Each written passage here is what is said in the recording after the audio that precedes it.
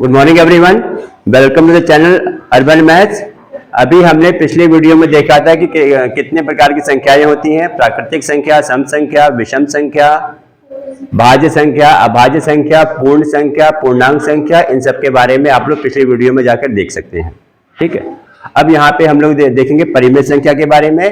परिमेय संख्या के बारे में ये आप पढ़ चुके हो कि ये वे संख्याएं होती हैं जो P बटे Q के रूप में लिखी जा सकती हैं।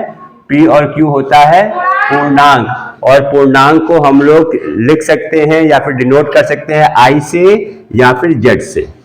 I for integers, I for integers. ठीक है, अब और यहाँ पे Q आपके पास शून्य नहीं होना चाहिए, Q आपके पास हर में है, अर्थात किसी भी परिमेय संख्या में P और Q आपके पास हो जाएगा पूर्णांक संख्या।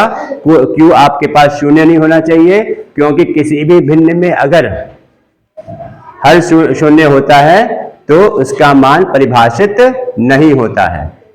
सही है, अब यहाँ पे आते हैं परिमेय संख्या के योग के प्रगुण के बारे में। हमारे पास तीन प्रगुण हैं, एक संवरक है, एक क्रम विनिमय प्रगुण है, और तीसरा आपके पास सहचार्य प्रगुण है। ठीक है, अगर हम संवरक प्रगुण के बारे में बात करें तो हम अगर यहाँ पे देखें, एक उदाहरण ले लें कि आपके पास प्राकृतिक संख्या पता है आपको, भाई गिनती करने वाली संख्या को हम लोग प्राकृतिक संख्या कहते हैं।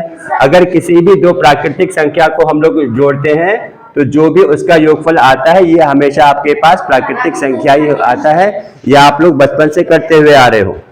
4 + 3 = 7। 4 भी प्राकृतिक संख्या है, 3 भी प्राकृतिक संख्या है, और 7 भी प्राकृतिक संख्या है।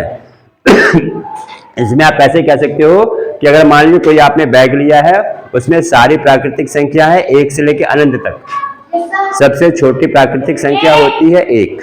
ठीक है, सबसे छोटी प्राकृतिक संख्या होती है 1, और सबसे बड़ी संख्या होती है अनंत। ठीक है, अगर इस बैग में सारी प्राकृतिक संख्या है, इस बैग से या इस बॉक्स से अगर कोई भी प्राकृतिक संख्या चाहे छोटी से छोटी हो, चाहे जितनी भी बड़ी से बड़ी हो, आप इसको जोड़ोगे तो हमेशा आपको एक प्राकृतिक संख्या ही मिलेगी। ठीक है, इसमें किसी को कोई दिक्कत? अब यहाँ बात ये आ जाती है, दैट मीन्स हम ये कह सकते हैं प्राकृतिक संख्या संवरक प्रगुण को संतुष्ट करती है। प्राकृतिक संख्या संवरक प्रगुण को संतुष्ट करती है। किसमें? योग की संक्रिया में। योग की संक्रिया में संवरक प्रगुण समझ में आ गया। इसमें हमने क्या किया है, कोई भी दो नंबर लिए, उसको आपने किसी संक्रिया के तहत, हमारे पास 4 संक्रियाएं पढ़ी हम लोगों ने, कौन कौन सी होती हैं? प्लस, माइनस, गुणा और भाग। यहां हम लोग क्या चेक कर रहे हैं, योग की संक्रिया के तहत परिमेय संख्या में संवरक प्रगुण संतुष्ट करती है या नहीं। यानी हम यहाँ पे क्या कह सकते हैं, प्राकृतिक संख्या योग के तहत, योग की संक्रिया के तहत संवरक प्रगुण को संतुष्ट करती है। सही है। अगर मैं संख्या 4 की बात करूं, कोई भी संख्या 4 ले ली, मान लो ये 4 कौन सी संख्या है? प्राकृतिक संख्या है। और पूर्ण संख्या भी कह सकते हैं, कह सकते हैं, पूर्णांक संख्या भी कह सकते हैं। पूर्णांक संख्या क्या होती है? ऋणात्मक, धनात्मक, शून्य के साथ ले लोगे तो हो जाएगा पूर्णांक संख्या। यही 4 आपके पास है ना। अगर मैंने कहा ये -4 है, अब ये -4 क्या है? क्या ये प्राकृतिक संख्या है? नहीं है। है -4 है? नहीं है। पूर्ण संख्या? पूर्ण संख्या भी नहीं है, और पूर्णांक है। चलिए अब इस पे एक बात करते हैं। देखो, हम अगर बात करते हैं प्राकृतिक संख्या की, प्राकृतिक संख्या हम लोगों ने क्या पढ़ा बेटा? 1 से शुरू, अनंत तक। हाँ, 1 से शुरू और अनंत तक। कैसे जाता है? 1, 2, 3, 4, 5, 6, ये हो गया। ये क्या? ये प्राकृतिक संख्या होगी। अगर मैं 0 जोड़ दूंगा तो हो जाएगा पूर्ण संख्या, और इसमें मैं धनात्मक भी ले लूंगा तो हम क्या कह सकते हैं? पूर्णांक संख्या। ठीक, अब इन सारी संख्याओं के नीचे हम बटा 1 कह सकते हैं, 3/1, 4/1, 5/1। ये सब परिमेय संख्या है। कहने का मतलब क्या है, आपके पास प्राकृतिक संख्या जिसको हम लोग n से दिखाते हैं, इंटीजर्स जिसको हम i से दिखाते हैं, और मतलब पूर्णांक संख्या जिसको हम I से दिखाते हैं, पूर्ण संख्या जिसको हम दिखाते हैं W से। ये तीनों संख्याएं कैसी हैं? परिमेय संख्या है, क्योंकि इसको हम P बटे Q के रूप में परिभाषित कर सकते हैं। जीरो भी आपके पास परिमेय संख्या है, क्योंकि जीरो की बेटा खासियत यह है कि यहाँ पे हम चाहे 1 लिखें, चाहे हम 2 लिखें, चाहे जीरो के नीचे कोई भी संख्या हो जाएगी, वो हमेशा शून्य के बराबर ही रहता है। ऐसा है कि नहीं है? यानी हमने यहाँ पे अभी क्या सीखा है? पूर्ण संख्या, पूर्णांक संख्या, प्राकृतिक संख्या, तीनों परिमेय संख्या का रूप है। सही है।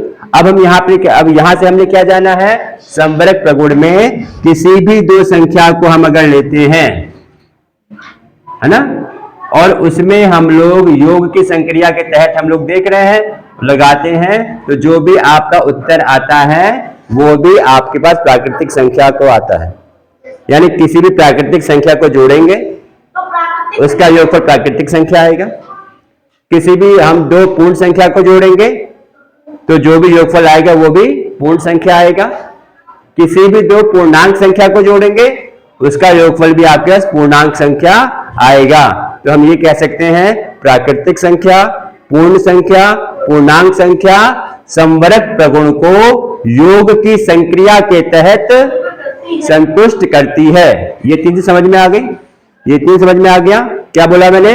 पूर्ण संख्या, पूर्णांक संख्या, प्राकृतिक संख्या योग की संक्रिया के तहत संवरक प्रगुण को संतुष्ट करती है। ठीक है। अब हम इसको देखते हैं परिमेय संख्या में योग का संवरक प्रगुण। देखो, अगर आप किसी भी प्राकृतिक संख्या, किसी भी परिमेय संख्या को आप जोड़ोगे, मान लो यहाँ पे 1/2 हो गया है, क्योंकि हम लोग को जोड़ने आता ही है। ये मान लो आपका 4/3 हो गया है। 1/2 आपके पास परिमेय संख्या है और 4/3 भी आपके पास परिमेय संख्या है।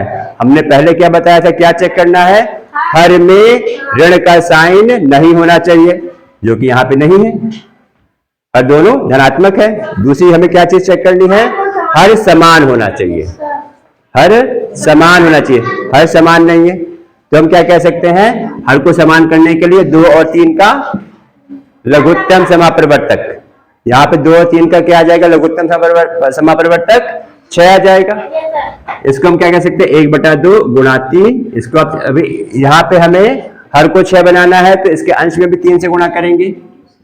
यहाँ पे इसके हर को 6 बनाना है, तो ऊपर नीचे 2 से गुणा कर देंगे।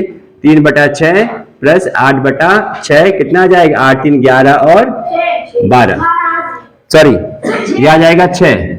दैट मीन्स ये भी क्या आपके पास है? परिमेय संख्या है। क्या है? परिमेय संख्या। ये क्यू क्या है?